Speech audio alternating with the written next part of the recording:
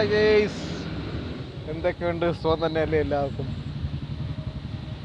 ഇവിടെ പുതിയ പ്രകൃതി സൗന്ദര്യത്തിലൂടെ ഇങ്ങനെ നടന്നു പോയപ്പോഴാണ് ഞാനൊരു പച്ചില മരുന്നിൻ്റെ ഓർമ്മ വന്നത്. നമ്മുടെ മുത്തശ്ശന്മാരും കൃഷികളൊക്കെ പറഞ്ഞു കേട്ടുള്ള സംഭവമാണ്.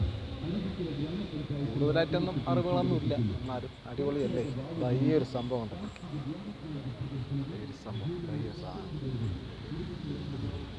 കമ്മ്യൂണിസ്റ്റ് പച്ച എന്ന് പറയും. കമ്മ്യൂണിസ്റ്റ് പച്ച ഒരു മുറിവൊക്കെ സംഭവിച്ചു കഴിഞ്ഞാൽ മുറിവ് നമ്മൾ കഴക്കി തേക്കാറുണ്ട്. പണ്ട് നമ്മളെ അച്ഛനും അമ്മയൊക്കെ അല്ലെങ്കിൽ അപ്പൂപ്പന്മാർ, അമ്മമ്മമാർ, ഇങ്ങനെയുള്ള ചേച്ചി, സഹോദരന്മാർ, ചേട്ടന്മാരെല്ലാവരും നമ്മൾ കളിച്ചുകൊണ്ടൊക്കെ നിൽക്കും. കൈയും കല്ലും നഖമൊക്കെ അടിച്ച് കളവും. ഫുട്ബോൾ കളിക്കുമ്പോൾ, ക്രിക്കറ്റ് കളിക്കുമ്പോഴൊക്കെ ഇങ്ങനെ നടന്നു പോകുന്ന വഴിയിലൂടെ തന്നെ ചിലപ്പോൾ അടിച്ച് നാവ് കളയുന്ന സമയത്തൊന്നും ചോര പൊടിഞ്ഞിളവും, വേദന കൊണ്ട് പൊളയും. ഈ ഒരു സംഭവം ഇല, തളിരില കഴിഞ്ഞിട്ട് പറിച്ച് ഇതിനെ നന്നായിട്ട് കഴക്കി ആ മുറിവിലോട്ടങ്ങ് പിഴിഞ്ഞ് ഒഴിച്ച്, നീറിയ ഒരു പിടിയാണ്. കണ്ണിൽ കൂടെ കണ്ണീര് വരും.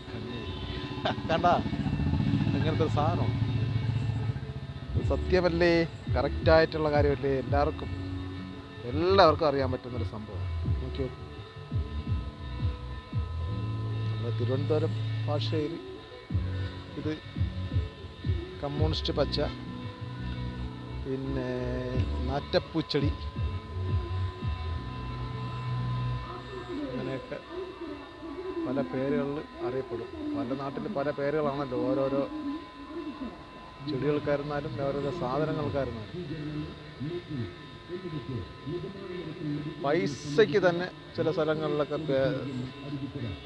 ഞാൻ വയനാട്ടിൽ പോയി 50 പൈസയ്ക്ക് അവിടെ 50 എന്ന് പറഞ്ഞു കേട്ടിട്ടുണ്ട്.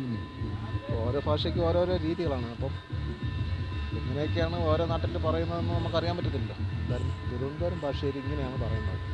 ശരിയല്ലേ? ശരിയാണെങ്കിൽ ലൈക്ക് ചെയ്യൂ, ഷെയർ ചെയ്യൂ പ്ലീസ്.